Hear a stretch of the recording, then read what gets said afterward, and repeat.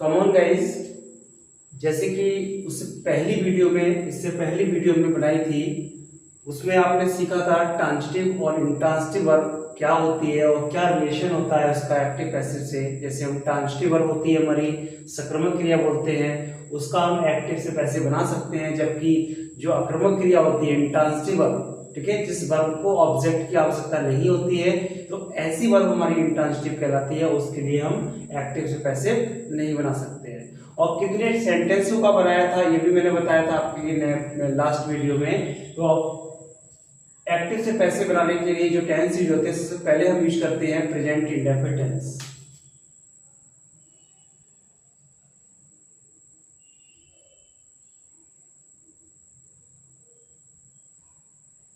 आज हम present indefinite tense को सीखेंगे और बहुत ही इजी तरीके से सीखेंगे इसको। और कंस्ट्रक्शन के अकॉर्डिंग अफर्मेटिव, इसका अफर्मेटिव कंस्ट्रक्शन आप देखिए। सबसे पहले सब्जेक्ट लगाते हैं इसमें, फिर इज एम आर और प्लस वर्ब की थर्ड फॉर्म आती है। आप एक्टिव पैसिव में थर्ड ही फॉर्म का यूज करेंगे, बाई और प्लस ऑब्जेक्ट आएगा। ठीक है, एक एग्जाम्पल के माध्यम से आप देखिएगा, जैसे ही राइट्स अ लेटर, यानी वह एक पत्र लिखता है। यदि प्रेजेंट इंडेफिनिट देखिए आप, वर्ब की फर्स्ट फॉर्म में ऐसे इस लिखा हुआ है, इसका मतलब प्रेजेंट इंडेफिनिट टेंस है। अब यहाँ पर ये हमारा ही क्या करता है, ये राइट्स वो लिखता है एक पद। यहाँ पर कार्य करने वाला कौन है, डूअर कौन है, तो यहाँ पर ही है। और ये कर क्या रहा है, एक लेटर लिख रहा है, ये हमारा ऑब्जेक्ट होता है और ये नॉन डूअर के रूप में यूज होता है। जो ये डूअर है वर्क करने वाला, ये नॉन डूअर है, ये हमारा ऑब्जेक्ट है। तो ऑब्जेक्ट को सब्जेक्ट के स्थान पर, इसको हम ऑब्जेक्ट के स्थान पे ले जाएंगे। जैसे हमारा ये लिखा हुआ है सब्जेक्ट, तो हमने ऑब्जेक्ट का जो सब्जेक्ट बनेगा वो हम लेंगे इसको, और यहाँ पर ये ऑब्जेक्ट है, तो ये सब्जेक्ट का जो ऑब्जेक्ट आएगा वो हम उसको लेंगे। जैसे ए लेटर, यहाँ पर ए लेटर आ जाएगा, ए लेटर ये हमारा सिंगुलर है। हम इस कंस्ट्रक्शन के अकॉर्डिंग चलेंगे। यहाँ पर यू ए लेटर और ये लेटर सिंगुलर है, इसलिए हमने इज लगाएंगे, इज। और वर्ब की थर्ड फॉर्म क्या है, रिटेन। रिटेन बाय लगा दिया, बाय किसके द्वारा लिखा गया है, तो यहाँ पर बाय ही का ऑब्जेक्ट क्या होता है, हिम के द्वारा लिखा गया है। तो इसके इस स्ट्रक्चर, इस कंस्ट्रक्शन के अकॉर्डिंग चलेंगे तो हमारा गलत नहीं होगा सेंटेंस। ऐसे ही हम नेगेटिव कंस्ट्रक्शन हमारा होता है, इसमें हम क्या करते हैं, सब्जेक्ट लगाते हैं और इज एम आर, ये हमारी हेल्पिंग वर्ब का काम करती है, और प्लस नॉट लगा देंगे और वर्ब की थर्ड फॉर्म और प्लस बाई और प्लस ऑब्जेक्ट। जैसे he is, he does not sing a song। अब देखो he does not sing a song, आप समझ जाना कि डूडज लगाया, प्रेजेंट इंडेफिनिट टेंस हो गया। अब यहाँ पर ये हमारा वर्ब कौन, ये डूअर है, काम करने वाला है, इसने क्या काम किया है, यानी गीत गाया है। ठीक है, इन्हें गाया है, क्या गाया है, एक गीत। तो एक गीत हमारा नॉन डूअर हो गया, ये हमारा इधर आएगा और ये हमारा ऑब्जेक्ट को सब्जेक्ट के और सब्जेक्ट को ऑब्जेक्ट के स्थान पर लगाएंगे। तो ए सॉन्ग हमारा सिंगुलर है, इसलिए हमें क्या करना है, इज लगा दिया, ये लगा दिया, यूज कर दिया। इसका सिंगुलर है तो हमारे इसका यूज करना है, इज। अब नॉट है तो नॉट लगाइए आप। ठीक है, वर्ब की थर्ड फॉर्म है, वर्ब की थर्ड फॉर्म सिंग की क्या होती है, संग। ठीक है, बाई किसके द्वारा गाया जाता है, तो ही का ऑब्जेक्ट क्या हो जाएगा, हिम के द्वारा। क्या मतलब हुआ, ही डज नॉट, वो नहीं गाता है क्या, अ सॉन्ग, एक सॉन्ग नहीं गाता है। तो एक सॉन्ग इज नॉट सॉन्ग, नहीं गाया जाता है बाई हिम, उसके द्वारा नहीं गाया जाता है। तो हमारा ये हमारा क्या काम कर रहा है, ये नॉन डूअर का, भाई ये सॉन्ग किसी के द्वारा गाया जा रहा है ना, ये तो नहीं गा रहा है, बल्कि सॉन्ग किसी के द्वारा गाया जा रहा है, तो ये नॉन डूअर है और ये हमारा डूअर है। ठीक है, तो इस तरीके से करना है। ये हमारा नेगेटिव कंस्ट्रक्शन, ये अफर्मेटिव कंस्ट्रक्शन हो गया और ये नेगेटिव हो गया। इसी तरीके से हमारा इंटेरोगेटिव और डबल इंटेरोगेटिव का भी कंस्ट्रक्शन चलता है, आप उसको भी लिख लीजिए।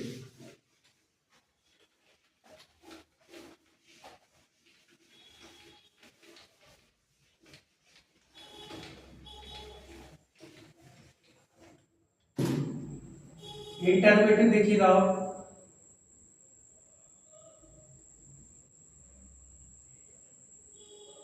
इंटररोगेटिव का कंस्ट्रक्शन आप देखिएगा, इसमें इज एम आर पहले क्या आएगा, ये हेल्पिंग वर्ब पहले लगाएंगे आप, उसके बाद सब्जेक्ट, सब्जेक्ट कौन सा, ऑब्जेक्ट वाला आ जाएगा, नॉट आएगा, वर्ब की थर्ड फॉर्म आएगी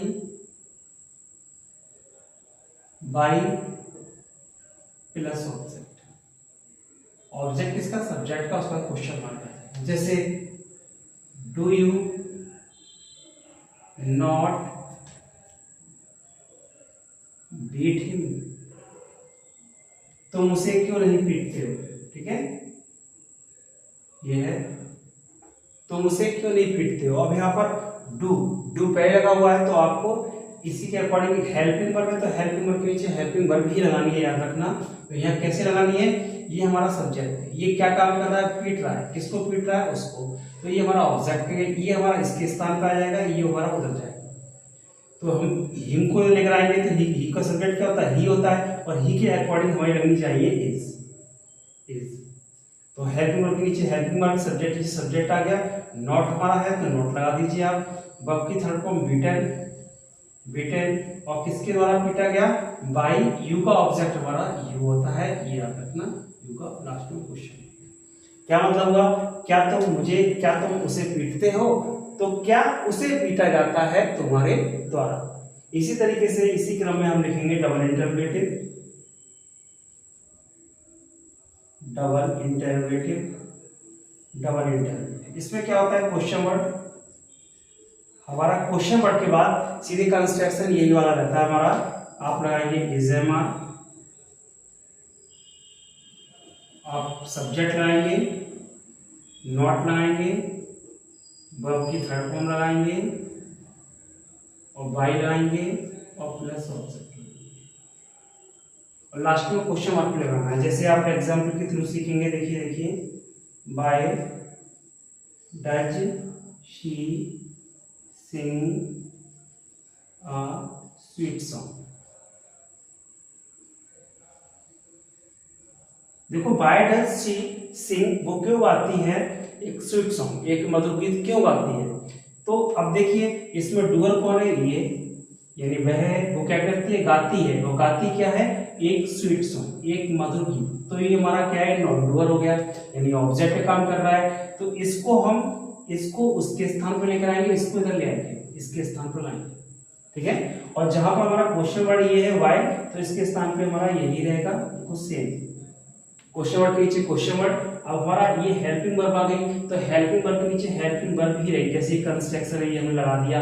इसके बाद इसमें से एक चीज लगानी है, किसके अकॉर्डिंग भाई, आ स्वीट सॉन्ग हम इधर लेकर आएंगे, आ स्वीट सॉन्ग,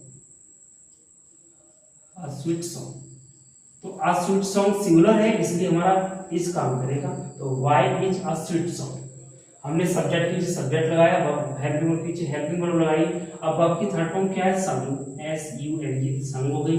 बाई किसके द्वारा ये गीत गाया गया, तो शी का ऑब्जेक्ट होता है हर, हर के द्वारा ये गीत, लास्ट में क्वेश्चन मार्क लगा देंगे।